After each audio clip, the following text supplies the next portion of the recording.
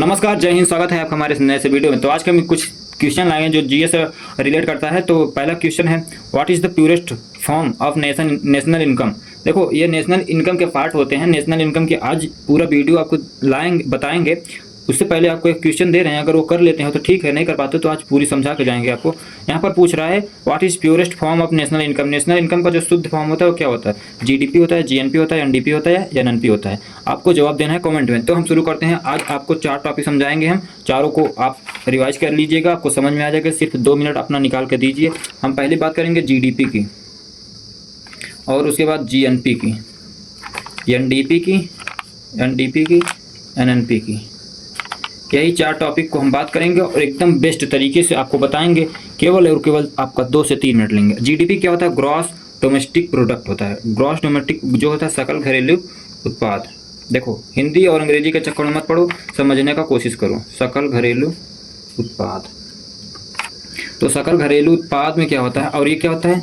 देखो, इसमें क्या होता है? GNP, gross national product. इसमें होता है सकल घरेलू उत्पाद, इसमें होता है सकल राष्ट्रीय उत्पाद। लिख देता हूँ हिंदी, नहीं तो आप लोग कहोगे अंग्रेजी हिंदी क्या क्या। सकल राष्ट्रीय उत्पाद।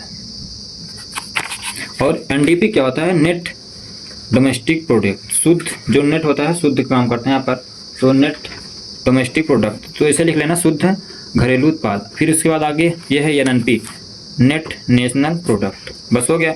अब आते हो, इसको समझाते हैं। इससे काम नहीं बनेगा, हम इसको समझने आए हैं। GDP, GNP, NDP, NNP. पहले तो हम सबसे पहले जीडीपी समझेंगे। जीडीपी क्या होती है? सकल घरेलू उत्पाद। जो हमारे देश के, हमारे बॉर्डर के अंदर, जो हमारी सीमाएं हैं, जो हमारी बाउंड्रीज है, उनके अंदर जितने भी इनकम होते हैं, जितने भी आप एक साल में, एक साल हो फाइनेंशियल ईयर अपने यहाँ का क्या है जानते हो? 1 अप्रैल से 31 मार्च तक, ये है फाइनेंशियल ईयर। ये याद रखना। एक साल कौन सा एक साल, ये भी तो पूछा जाता है कि भैया एक साल कौन सा एक साल, जनवरी से जनवरी तक या फिर दिसंबर से दिसंबर तक। लेकिन ये क्या है? 1 अप्रैल से 31 मार्च। 1 अप्रैल बीत जाएगा, 31 मार्च आ जाएगा, आपका एक साल पूरा हो जाएगा। तो जीडीपी की बात करते हैं, ग्रॉस डोमेस्टिक प्रोडक्ट में। तो एक साल में भारत में जितना उत्पाद प्रोड्यूस करता है वो सब जीडीपी में आता है। मतलब जीडीपी बाउंड्रीज के अंदर जितनी भी उत्पादन होते हैं, जितने भी उसका इनकम होता है भारतीय सीमा के भीतर तक, वो सब जीडीपी में आते हैं। सीधी सी बात है, जितने होते हैं जीडीपी में आते हैं, केवल और केवल इंडिया के अंदर। अब बात करते हैं जीएनपी की। तो जीएनपी क्या होता है? देखो, ये सकल घरेलू, घरेलू मतलब घर का उत्पाद, और ये राष्ट्रीय उत्पाद। राष्ट्रीय उत्पाद मतलब क्या होता है जानते हैं? जीएनपी। जीएनपी में कौन कौन से आ सकते हैं? मान लो कोई इंडिया का, जैसे बहुत सारे लोग होते हैं, इंडिया के लोग जाते हैं दुबई जाते हैं, कुछ लोग अमेरिका रहते हैं, कुछ लोग जापान रहते हैं, कुछ लोग ऑस्ट्रेलिया रहते हैं, न्यूजीलैंड रहते हैं, ब्रिटेन रहते हैं। ऐसे बहुत जगह लोग रहते हैं, अपना काम करते हैं, कमाते हैं, फिर वहाँ से पैसे भेजते हैं। तो क्या होता है इसमें? सकल राष्ट्रीय उत्पाद होता है, इसमें इंडिया देखो, जीडीपी में इंडिया की बात होती है और जीएनपी में इंडियन की बात होती है। मतलब कितने इंडियन पूरा इनकम होता है। तो वहाँ से हम लोग क्या निकालते हैं? जैसे एक होता है यन फीफा, ये जानते रहो, यन फीफा। ये होता है net factor income from abroad. Abroad मतलब विदेश, विदेश से जो नेट इनकम होता है। देखो, हमारा जो एनफीफा होता है वो हो सकता है, क्या होता है? Net income. पहले नेट इनकम की बात करते हैं। नेट इनकम जैसे मान लो, नेट इनकम 2 प्रकार से हमारा काम, नेट इनकम हमारा 2 प्रकार से काम कर सकता है। एक निगेटिव के रूप में होता है, एक पॉजिटिव के रूप में होता है। पहले तो आप ये बताइए, अपने इंडिया का जो है जो अपना इंडिया करता है, ये इंपोर्ट ज़्यादा करता है, एक्सपोर्ट ज़्यादा करता है? इंपोर्ट या एक्सपोर्ट? तो हमारा इंडिया में इंपोर्ट बहुत ज़्यादा होता है। मतलब अपने इंडिया में जो है वो सामान बेचते कम है, खरीदते ज़्यादा हैं। अपने यहाँ किसी भी प्रकार के कोई भी तेल हो गए, पेट्रोल डीजल हो गए, एलपीजी, सीएनजी, जो एनएनजी, जो जितने भी होते हैं गैसेस, वो सभी अपने इंडिया में बहुत कम मात्रा है, ना के बराबर पाए जाते हैं। तो अपने यहाँ इंपोर्ट बहुत ज़्यादा होता है, एक्सपोर्ट बहुत कम होता है। अब मानो देखो, हम यहाँ पर क्या बात करते हैं? जीडीपी, जीएनपी की पहले 2 बात करते हैं। जीडीपी हमने समझ गया, जो बाउंड्री के अंदर जितने भी हमको उत्पादन होते हैं, जितने भी हम लोग सर्विस और गुड्स का करते हैं, डिलीवरी या सेवा जो भी प्राप्त करते हैं, उत्पादन करते हैं, वो सब जीडीपी में आते हैं। लेकिन जीएनपी क्या होता है? जो भी इंडियंस बाहर में रहते हैं उनको भी पैसा भेज देते हैं, डॉलर में होता है। तो वो भी जब पैसा आता है, यानी फीफा के नेट फैक्टर के रूप में, तो उनको भी अगर हम जीडीपी में जोड़ देते हैं, जीडीपी प्लस एन फीफा, तो हमारा बन जाता है जीएनपी। अब देखो, अब कुछ लोग पूछते हैं भैया जीएनपी हमारा, जैसे यहाँ के जीएनपी अगर बात करें तो जैसे कोई किसी भी देश की अगर निकाला जाता है इनकम के बारे में तो कैसे निकालते हैं, तो जीएनपी निकालते हैं। जीएनपी तुम्हारा कम है ज़्यादा है कैसे निकालते हैं, तो देखो मान लो हमारे देश इंडिया का जीडीपी है 100 डॉलर, 100 मिलियन, सब कुछ भी समझ लो।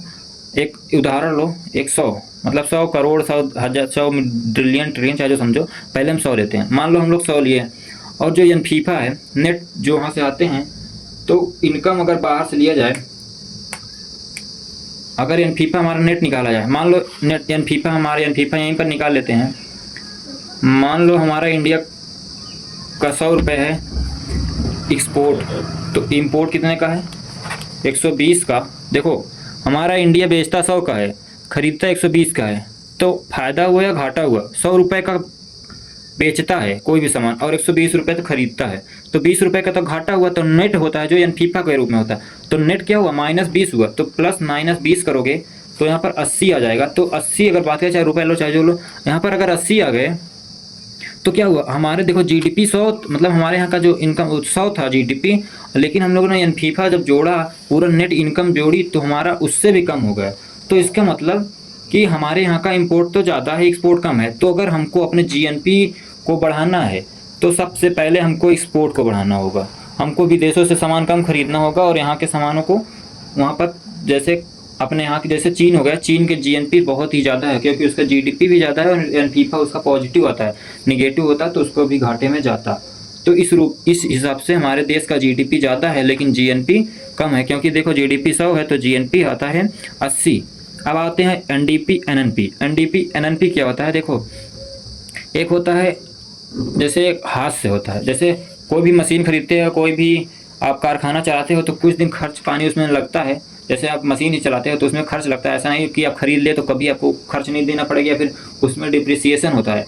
तो डिप्रिसिएशन मूल्यह्रास होता है। तो मूल्यह्रास कैसे होता है, मान लो जीडीपी में आप जीडीपी में कोई भी सामान आप प्रोड्यूस करते हैं, कोई भी सामान बनाते हैं, तो मशीन का खर्चा, उसके बाद सर्विस जो भी होते हैं उसके आने जाने का खर्चा, इतना ज़्यादा खर्चा होता है, तो उसमें हाथ से होता है मशीन के रूप में, और भी बहुत सारे हैं। तो अगर हमको निकालना है एनडीपी तो हमको क्या करना पड़ेगा, एनडीपी में क्या करना पड़ेगा, एनडीपी निकालने के लिए हमको क्या करना पड़ेगा, जीडीपी में से हमको जो मूल्यह्रास या डिप्रिसिएशन होता है उसको हमको माइनस करना पड़ेगा। मूल्यह्रास मतलब क्या होता है कि एक डिप्रिसिएशन होता है, एक एप्रिसिएशन होता है। जैसे हम मशीन लेते हैं, मशीनों में खर्च लगता है, मशीनों को हमेशा ऐसा नहीं, अगर आप देख लो कोई भी मशीन आप 1.5 लाख का खरीदे आज, तो कल उसका रेट थोड़ी ना वही रहेगा। उसका अगर बेचोगे तो आधा होगा, आधे से कम होगा, फिर उससे कम ही होगा, उससे ज़्यादा है उसके बराबर तो नहीं मिलेगा। मान लो मैंने आज मोबाइल ली 1 लाख की, और अब 2 साल बाद आपको कहूँ इसको ले लो 1 लाख की, तो कहोगे 500 दूंगा। तो सोचो अगर वो 1 लाख का 5,000 10,000 जितना भी हो, उससे ज़्यादा कोई नहीं देता। तो हमको क्या होता है, डिप्रिसिएशन मिलता है, मूल्यह्रास होता है। तब वही जीडीपी में से मूल्यह्रास को घटाएंगे तो एनडीपी आ जाएगा। और एनएनपी निकालना है तो एनएनपी निकालना है तो GNP minus depreciation, NDP GNP